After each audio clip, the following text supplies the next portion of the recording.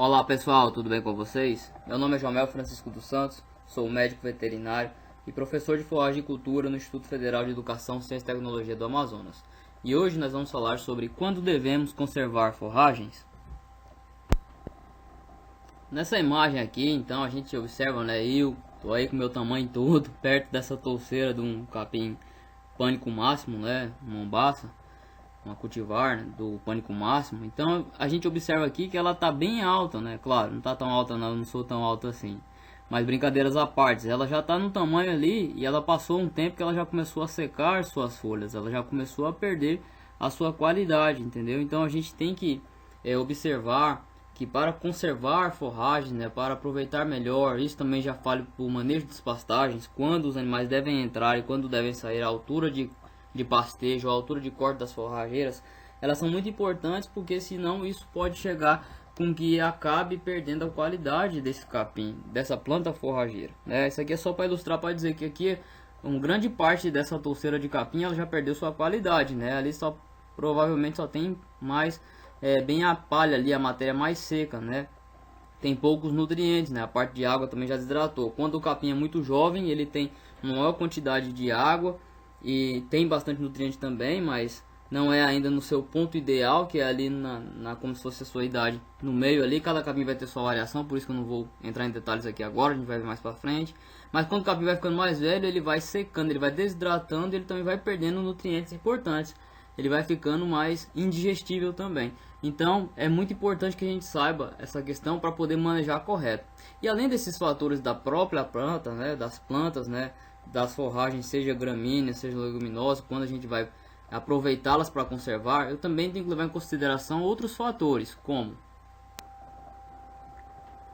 então também devemos levar em consideração os fatores climáticos, né, a questão da concentração de chuvas. Então isso aqui é uma imagem da nossa região amazônica, o estado de Rondônia. Essa foto eu tirei no mês de agosto em Rondônia. E aí a gente observa o quanto já estava a pastagem praticamente rapada, seca, né, devido à falta de chuvas, e também tinha uma grande concentração de animais aqui e acabou praticamente toda a pastagem. Só que a gente tem que observar que trabalhar com a estacionalidade das plantas forrageiras, né, junto com essa questão da concentração de chuvas, é observar que quando aquele capim da foto anterior, ele ali passou o tempo, não foi aproveitado nem nada, né, quando se tem um excedente de forragem, eu tenho que de alguma forma aproveitar e conservar essa forragem, ou desidratando ela, fazendo feno, ou eu fermentando anaerobicamente, que é a silagem, tá certo? Mas vai depender também de cada tipo de forragem específica para isso. Mas também eu tenho que lembrar que não posso deixar também acabar todas as forragens, né? Aproveitar isso para nesse tempo de estiagem, quando tiver faltando forragem, quando tiver faltando pasto, eu tenho que oferecer aos animais. Isso vai ficar muito mais barato e os animais também não vão perder a sua nutrição correta, não vão sofrer, e os animais também, né, além desse sofrimento nutricional, numa época de seca dessa, né, e um local aqui que a gente está vendo com poucas árvores, tudo, o que a gente observa também? Que os animais vão sofrer com o calor.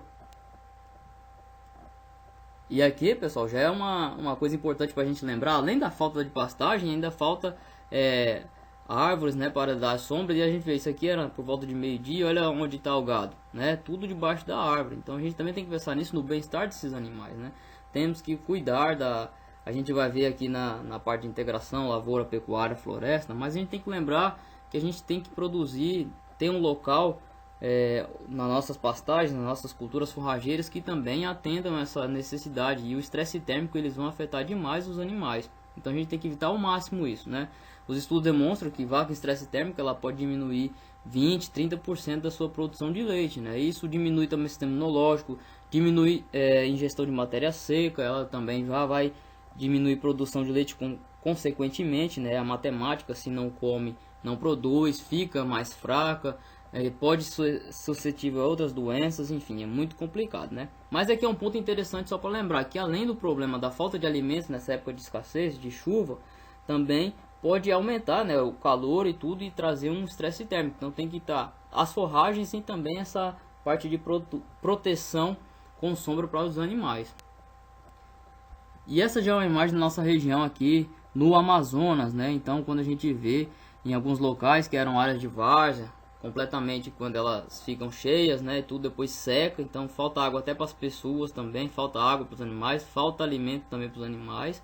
Ou tem na época e também na época de cheia, que os animais ali ficam sem o alimento também, porque eles ficam ilhados, né, nas marombas ou em algumas regiões mais altas, e aí você tem que ter uma forma de alimentar esses animais, que pode ser capim de corte, né, feito por capineiras e tudo, ou até aproveitar de legumineiras e trazer para os animais, mas os animais também ficam sem essa parte de alimentação. Então, isso também está fazendo parte da estacionalidade da produção de forragem, porque onde era pastejo, os animais acabam perdendo isso daí.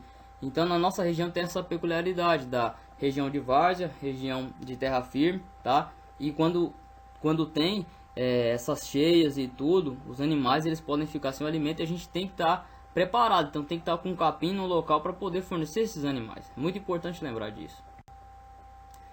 Então, nas épocas de escassez de alimento, né, nas épocas de estacionalidade da produção de forragens, a gente tem que produzir e conservar as forragens, que pode ser por feno, né, a fenação, que é a produção do alimento da forrageira desidratada, né, a silagem, que é feita pela ensilagem, processo de fermentação anaeróbica, que vai fazer conservação desse alimento, a capineira, que é quando a gente faz uma área só para a produção de capim em grande escala, né, de uma forma mais intensiva, que você vai fazer para capim de corte, ou também pode fazer para silagem, ou dependendo até desse capim para feno também, tá? O diferimento de pastagens, quando você também faz a separação dos pastos, ou até também tem que se diga de feno em pé, quando você deixa uma área ali com aquele pasto ali vedado ali, seco e tudo, os animais vão ir lá e ingerem aquele feno que está ali plantado ali, né, porque está mais seco e tudo, mas é uma forma também de conservação desse alimento.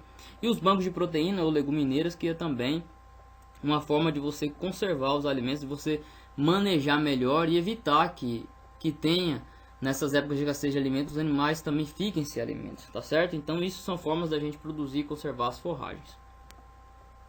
Então, pessoal, espero ter contribuído com o aprendizado de vocês nessa parte de entender quando é que a gente deve conservar as forragens, por que a gente deve fazer isso, porque os animais não podem ter aquele efeito sanfona que ocorre muito no nosso Brasil, tá? Os animais eles passam uma época muito gorda, época de chuva e tudo, que tem bastante concentração de pastagens, de forragens, eles estão mais gordos, estão sadios e tudo, mas na época que declina, que tem época de estiagem, os animais acaba a pastagem também, acaba as forrageiras, os animais acabam emagrecendo. Então a gente tem que ter cuidado nisso e fazer o manejo correto dessas nossas plantas forrageiras, tá certo?